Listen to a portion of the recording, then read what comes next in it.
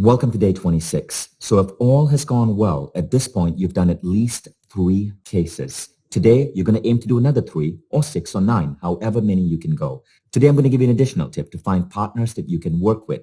Enter our community that comes with this program. All our students are linked together in an online community.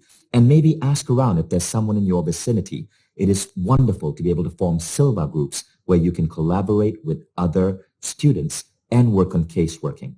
It is an incredible way to grow your psychic ability. Now, what do you do if you tried this yesterday or today and did not get a hit?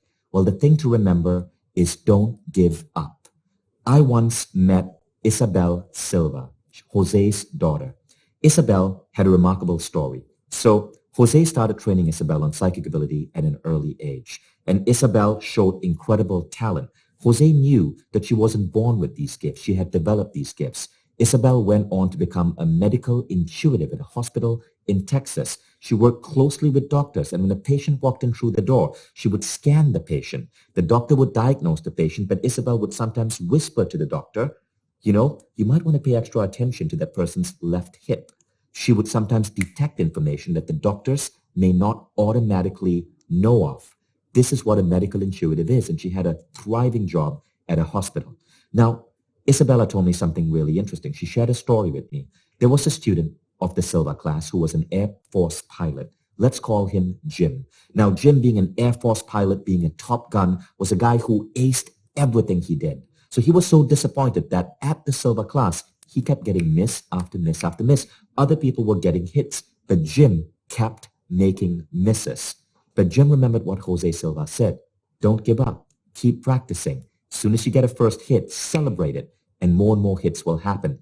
Jim, fortunately, following the Silva class, had a friend who was a nurse at a hospital. His friend who was the nurse would come, sit with him in the car, and share with him information that she had on people who needed healing.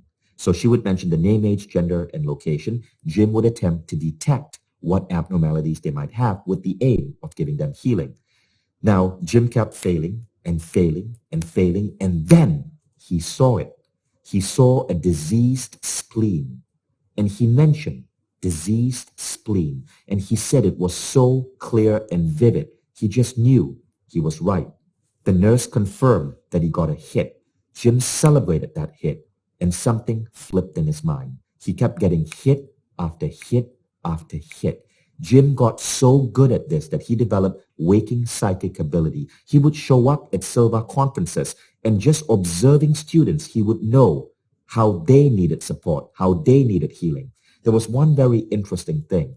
You see, back then in Silva conferences, Jose Silva did not teach the mental video technique. This was the early days before mental video. So back then, Silva graduates would create someone called a tutor or a counselor, an imaginary advisor who might be a historical figure or a fictional character or a relative who had passed on, an imaginary figure that they would be able to communicate with when they are asking for help from higher intelligence. We don't use that in this seminar because you've learned the mental video technique to directly talk to higher intelligence. But back then, people had tutors or imaginary counselors. Now, a curious thing about Jim, the Air Force pilot, is that he got so good at this. As he walked through a Silva class, he could see people's imaginary counselors. Isabella told me about an instance where he went up to a person and he goes, "Oh, I see you're working with Othello." And it was Othello from the Shakespearean plays. So it is remarkable what you can do when you train your mind in this way. This is why the Magic 50 cases are so important. Waking psychic ability is an amazing gift. So today you want to continue with another 3 cases. Tomorrow, we're further going to refine the approach. Remember, don't worry about the misses. Celebrate the hits. And every time you celebrate a hit and you fill yourself with gratitude and appreciation, you're going to get more hits and more hits and more hits. And by the way, do you notice how this technique parallels the technique that I shared with you in an earlier lesson on creating a journal called The Magic I Witnessed Today? Every time you celebrate the magic you witness today, you will see more magic happening in your life. Go ahead and practice on more cases today, as many as you can, at least 3, and I'll see you tomorrow.